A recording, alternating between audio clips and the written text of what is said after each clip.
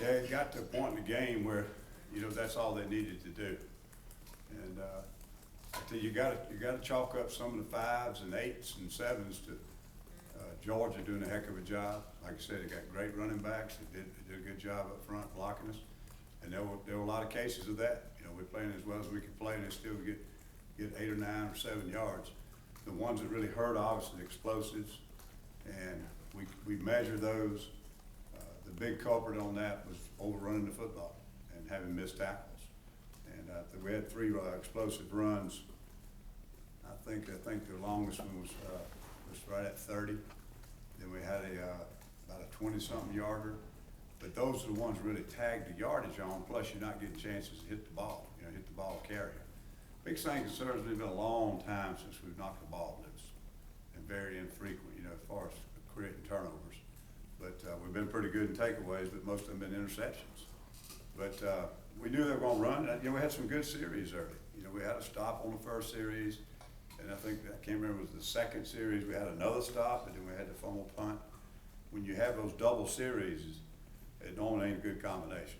Because when it gets 5 or 6, 7 plays, and you get them off the field, and you got to go right back out there, it starts to wear on you physically. And of course, they can do that to you. And we had the other one, of course, with the rough and the punt. We had a good 4th down stop. We're going to get the ball in good field position, and we're back out there on defense. I think that one led to a field goal.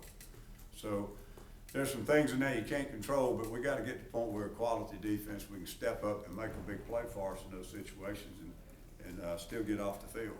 But I thought as the game wore on, obviously they took the approach, they weren't going to put the ball in the air. I think out of the last maybe 25 or 30 snaps, they threw one bootleg. And it was grind at time because they were going to play to their defense. Ellis, early in the season, you guys used Gabe and Montrevious out at end. Is there any reason why you wouldn't do that anymore? We may have to at some point in time. Right now, it's the depth of tackle. We've got a rotating in there tackle. Whitaker's been out the last 2 weeks, and feel like that four-way rotation's more important to us. Lambert played pretty good. Elijah, other than some assignments, played pretty physical. But we've got 4 ends right now, been playing pretty consistent, so we haven't moved them back out there. But it's a double whammy. If we move them out there, we're losing some depth in tackle. How concerning is it from your standpoint to, at least stat-wise, the defense has progressed? It seems week to week these last 4 or 5 I told our kids, we joined the 400 club and the 30 club. We've had a 400-yard game for 4 weeks in a row. We've had a 30-point game. Now, Georgia ain't scored less than 30-something on anybody, but Florida rushed for 400 yards. I get it. Georgia's a really good football team, but we have not made enough critical plays to get those kind of yards off the field. And we talk about it. 1 week it's a little bit of tackling. 1 week it's busted assignments. Somebody turning somebody loose or something on a coverage assignment or maybe a blitz. So it's been a variety of things, and the players are frustrated too. And they're practicing hard, they're working hard. We got an expression, it's CAP. It's coaching, it's accountability to the player, and then there's performance on Saturday.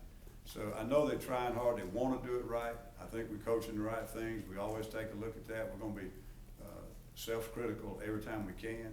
Got to make sure we're not doing too much. Got to make sure that the kids understand it when they go on the field. And then there's performance. You got to do it. It's not a practice game. It's a game on Saturday now. So we got to get better performance.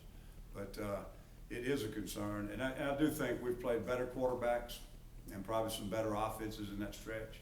But you got to step your game up when you do.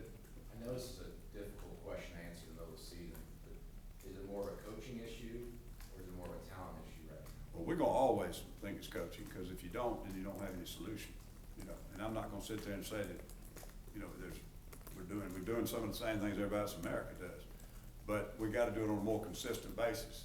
And that's what I was just saying. When you have that issue as a coach, you always take that upon yourself. I either got to teach it better, we got to rep it more frequently. We're doing too much.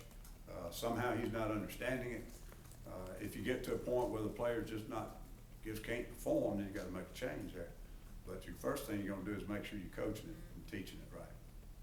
Ellis, Jonathan Jones looks like he's playing pretty well now. Is that the case? He had another really good game in coverage. Y'all saw there were hardly any downfield passes completed. And of course, the game got to the point where they didn't want to throw any downfield. But he did have a couple of missed tackles that could have hurt us, but overall, I think he's probably played as well as he could.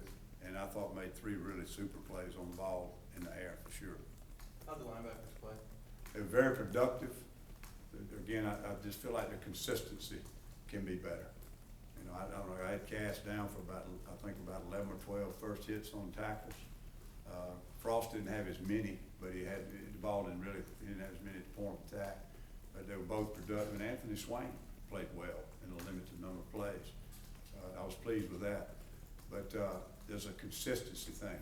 You know, sometimes they overrun the ball, or a blitz that's not clean. It doesn't hit quick enough. Things that we're gonna have to do, especially in a ball game like that, you got a chance where maybe your defense can get you back in the ball game. You gotta have a big play. So that's the one thing I'd like to see from them. They've been productive. I mean, y'all get all the numbers on it. You can see what they've been doing and making a bunch of tackles, getting to the football, making a bunch of plays. They've had tackles for loss, they've had quarterback hits and sacks, but we gotta get the consistency, and that starts with me.